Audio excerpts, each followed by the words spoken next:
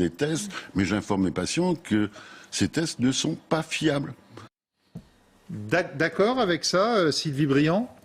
Il y a deux types de tests. Il y a les tests qui cherchent le virus, les fragments d'ARN viraux, et les tests qui sont effectivement les tests sérologiques qui recherchent les anticorps. Et c'est deux tests différents. Donc ceux qu'on a utilisés jusqu'à présent, c'est ceux qui cherchent le virus avec la PCR, et les tests sérologiques cherchent les anticorps. Effectivement, certains tests ne sont pas très fiables, et deuxièmement, les anticorps n'apparaissent pas non plus au début de la maladie. Donc nous ne les recommandons pas pour faire le diagnostic. Pour l'instant, on recommande à ce qu'on les utilise dans des protocoles de recherche, notamment épidémiologiques, pour savoir la circulation du virus dans les populations. Bon, Violaine Guérin, qui est médecin également sur ce plateau, vous n'êtes pas d'accord? Non, je ne suis pas du tout d'accord. Alors, vous m'avez présenté comme immunologiste. Effectivement, Oui. je suis chercheuse en immunologie, surtout dans les maladies thyroïdiennes auto-immunes. Je suis endocrinologue et gynécologue, et je précise parce que ça sera important par la suite sur ce que j'aurai à dire également. Et puis ce que je vais dire aussi, parce que... Bon, mais sur les tests sérologiques, Non, mais vous je dites vais ça revenir. marche Ce que ou je quoi? veux juste vous dire aussi, parce qu'on invite beaucoup de professeurs, etc. Donc je vais dire que j'ai refusé un poste de professeur pour que ce soit Très clair. bien. Voilà.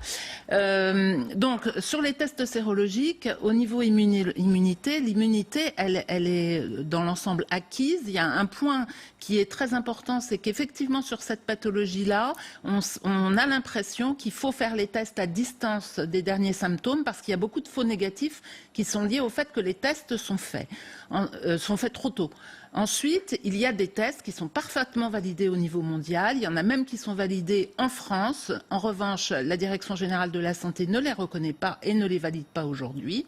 Donc ça, il faut aussi le dire aux Français, parce que vous pouvez, par exemple, aujourd'hui, vous faire tester de façon extrêmement sécure en Alsace, puisqu'ils ont commencé déjà à traiter, à tester les médecins, et maintenant ils ont assez de capacité de test pour tester les patients. Et bien entendu, c'est tout à fait fondamental dans la politique de déconfinement de savoir qui est immunisé ou pas, même aujourd'hui, il y a des gens qui ont des PCR négatives, donc qui ne sont plus porteurs du virus, Oui. et qui ont ce qu'on appelle des immunoglobulines G, qui sont les anticorps qui sont synthétisés en phase un petit peu tardive.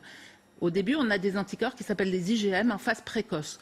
Quand vous avez IgM plus IgG positive, on peut encore Et alors, douter. ça veut dire quoi? Ça veut dire que si vous avez une PCR négative avec des IgG positives, vous n'avez aucune raison d'être confiné, et qu'il y a énormément de Français aujourd'hui qui ne devraient pas être confinés. Déjà, premier Parce point. qu'ils sont immunisés. Parce qu'ils sont immunisés. Et on nous dit, on ne sait pas combien de temps ça tient. Mais ça, c'est faux également, parce que... Mais oui, il faut écouter les virologues qui savent de quoi ils parlent, comme effectivement... Alors moi, je ne connais pas M. Raoult, mais quand je l'entends en tant qu'immunologiste, je trouve que son discours par rapport à l'immunité est parfaitement cohérent. Et personne ne sait combien de temps elle tient, l'immunité pour le Covid.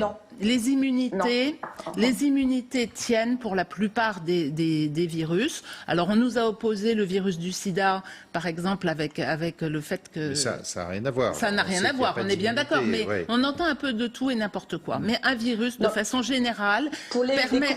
Je finis, s'il vous plaît. Permet l'immunisation, et vous le savez tous, puisque les vaccins... Mais combien de temps?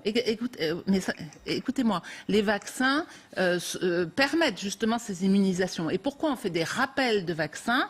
C'est justement parce qu'on s'aperçoit que l'immunité ne tient pas toujours si longtemps que ça. Mais ça, c'est autre chose. Dans l'ensemble, non, c'est pas autre chose, parce que c'est exactement le même principe. Et si vous avez, il y a très peu de cas où on est obligé de revacciner. D'ailleurs, vous reprenez. Vous ne répondez pas à ma question. Combien de temps l'immunité pour le Covid-19? Je ne peux pas vous dire aujourd'hui.